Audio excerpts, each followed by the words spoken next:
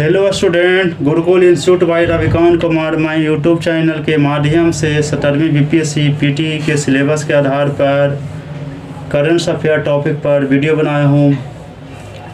राष्ट्रपति ने एनएचआरसी का कार्यवाहक अध्यक्ष किसे नियुक्त किया है? विजय भारती सयानी को किया है। एनएचआरसी क्या है? ये हमेशा राष्ट्रीय मानवाधिकार आयोग होता है।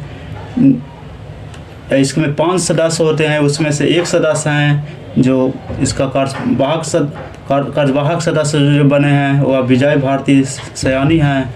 इसका अध्यक्ष जो बनता है, जो सुप्रीम कोर्ट का चीफ जस्टिस बनते थे अब बनते हैं सुप्रीम कोर्ट का जज भी इसमें अब बनते हैं। पहले चीफ जस्टिस बनते थे, अब इनका ये भी बनते हैं। एनएचआरसी का स्थापना हुआ था 12 अक्टूबर 1993 को हुआ था। सब लिख दिए, दे दिए हैं, इस सब पॉइंट को हमें सब। ये बहुत इंपॉर्टेंट क्वेश्चन है। WHO ने किस भारतीय संस्थान को नेल्सन मंडेला स्वास्थ्य सुरक्षा पुरस्कार 2024 से सम्मानित किया है? तो राष्ट्रीय मानसिक स्वास्थ्य और तंत्रिका विज्ञान पुरस्कार से सम्मानित किया गया है। यह कहाँ संस्था है? बेंगलोर में पड़ता है। इस संस्था का स्थापना राष्ट्रीय मानसिक स्वास्थ्य और तंत्रिका विज्ञान पुरस्कार का तंत्रिका विज्ञान का स्थापना हुआ था 1954 में हुआ था। इसको निमहांस संस्था के नाम से जानता है, NIMHANS। इस ढंग से इस पर भी क्वेश्चन आ सकता है। ये मेंटल के क्षेत्र में काम करता है ये सची। ऐसे पर आधार पहले इस चलते इस क्वेश्चन को मैंने दिया हूँ। बीपीएससी एक बार पूछ दिया कि मेंटल दिवस कब मनाया जाता है मानसिक स्वास्थ्य के रूप में? तो ये हमेशा अप्रैल में मनाया जाता है। तो इसी पर आधार पर हम इस पर भी दे दिए थे कि हमेशा राष्ट्रीय मानसिक स्वास्थ्य और तंत्रिका पुरस्कार देने वाला संस्था है। तो इसी आधार पर मैंने इसको पूछा कि इम्पोर्टेंट क्वेश्चन बना है, बहुत इंपॉर्टेंट क्वेश्चन कि आ सकता है क्वेश्चन। और WHO है, तो WHO का स्थापना कब हुआ है? 1948 में हुआ है। ये संस्था जो काम कर रहा है 2019 से ही काम कर रहा है, इसलिए ये भी लिख दिया हूँ कि कहीं क्वेश्चन बना मोर देन में नहीं आ जाए, कम से कम आ जाएगा। तो स्वास्थ्य एवं परिवार कल्याण मंत्रालय ने किस खिलाड़ी को तंबाकू नियंत्रण के लिए ब्रांड एम्बेसडर बनाया है? तो बहुत इंपॉर्टेंट है। 31 मई को तंबाकू दिवस मनाया जाता है। इसी के आधार पर इसको किया गया था, ब्रांड एम्बेसडर बनाया गया, PV सिंधु को बनाया गया है। विश्व साइकिल दिवस 3 जून को मनाया जाता है। अब इसका थीम क्या है? साइकिल चलाने के माध्यम से स्वास्थ्य, समानता और स्थिरता को बढ़ावा देना। बहुत इंपॉर्टेंट क्वेश्चन इसका आजकल थीम दे रहा है, इसका क्वेश्चन दे रहा है। असम राज्य आपदा प्रबंधन प्राधिकरण के अनुसार चक्रवाती तूफान रेमल, अब देखिए रेमल की वजह से असम में बाढ़ से कितने लोग प्रभावित हुए हैं? 3.5 लाख हुए हैं। ये कहाँ इसका क्षेत्र प्रभावित हुआ है? एक हुआ कि नॉर्थ ईस्ट हिस्सा प्रभावित हुआ, एक और है जो बांग्लादेश में हुआ है। ये कहाँ से उठा था? तब बंगाल की खाड़ी से ये हमेशा चक्रवात उत्पन्न हुआ था।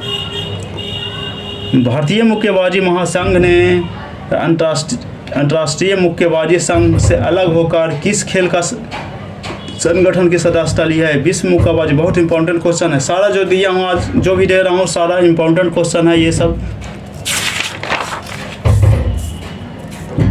नेक्स्ट प्रॉब्लम है, हाल ही में वित्तीय वर्ष 2023-24 में भारत का इलेक्ट्रॉनिक्स निर्यात राज्य कौन सा है?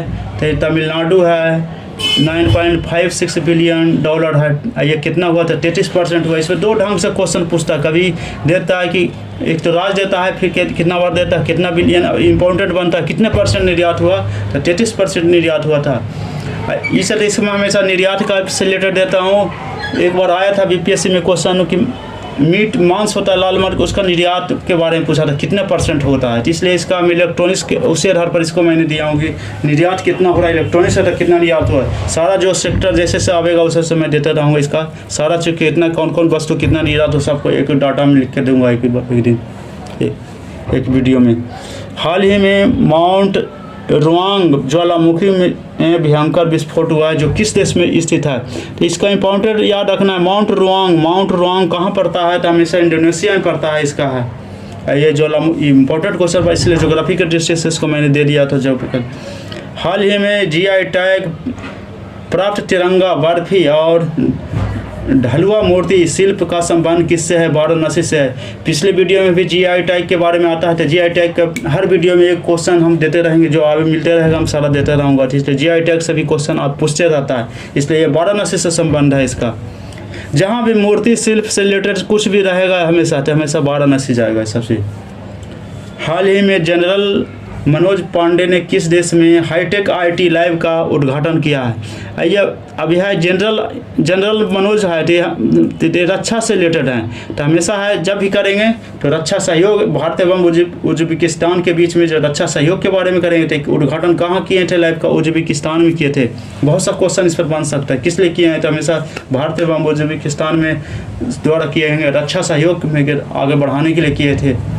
हाल ही में एशियाई कुश्ती चैंपियनशिप 2024 का आयोजन कहाँ हुआ है? किर्गिस्तान में हुआ। बहुत इंपॉर्टेंट क्वेश्चन आया, इसको पूछते रहता है। इसमें पदक कितना मिला? टोटल 9 पदक मिला है, 5 कांस्य मिला है, 4 रजत मिला है।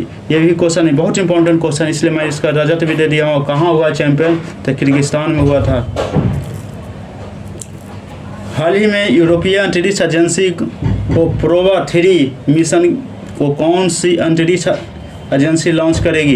ये पिछले बार वीडियो में भी दिए थे कि हमेशा इसरो ने लॉन्च करेगा। कितना सितंबर 2024 में। ये इस बार क्वेश्चन मैंने इसलिए दे दिया कि प्रोवा 3 मिशन को किस रॉकेट से लॉन्च करेगा? तो PSLV एक्सेल वो करेगा। ये सब पहले तो दिए थे कि कहाँ हुआ था, कि कौन लॉन्च करेगा, तो हमेशा इसरो द्वारा यही क्वेश्चन से भी दिए थे। अगर पढ़ा रहे हैं 2 क्वेश्चन, किसके द्वारा लॉन्च किया जाए, किस रॉकेट को? PSLV एक्सेल इंपॉर्टेंट क्वेश्चन बन रहा है। ये इसमें और है कि क्वेश्चन इंपॉर्टेंट बन रहा है कि प्रोवा 3 मिशन में 2 उपग्रह मिलकर एक 144 मीटर लंबा उपकरण लगाएंगे, जिसे हम सोलर क्रोनोग्राफ्स के नाम से जाना जाएगा। यदि 1 और मोर देन क्वेश्चन में यदि ऐड कर देगा तो हमेशा सोलर क्रोनोग्राफ लगा देगा, तो हमेशा सब है इसको सब चॉइस छोड़कर भागेगा। लेकिन ये चलते दे दिए थे कि हमेशा 1 और मोर देन का क्वेश्चन यदि दे देता है तो इसमें काम देगा। अब है कि सोलर क्रोनोग्राफ क्या है, तो हमेशा लिखना है कि प्रोवा 3 मिशन में 2 उपग्रह मिलकर हमेशा एक लंबा उपकरण बनाया है, उसी को हम सोलर क्रोनोग्राफ कहते हैं। ये भी बहुत सा क्वेश्चन इस पर आ सकता है। विश्व विरासत दिवस 2024 कब मनाया गया है? 18 अप्रैल को मनाया गया है। इसका थीम क्या है? तो विविधता की खोज एवं अनुभव करना, डिस्कवर एंड एक्सपीरियंस डाइवर्सिटी। ये बहुत इंपॉर्टेंट क्वेश्चन, ये भी इंपॉर्टेंट। जितना भी थीम से रिलेटेड है सारा है। एक है तंबाकू पर भी क्वेश्चन जो दिए हैं वो भी इंपॉर्टेंट, उसका भी थीम क्या है, ये सब बहुत इंपॉर्टेंट है। चैनल को सब्सक्राइब करें एवं वीडियो को दोस्त के साथ शेयर करें।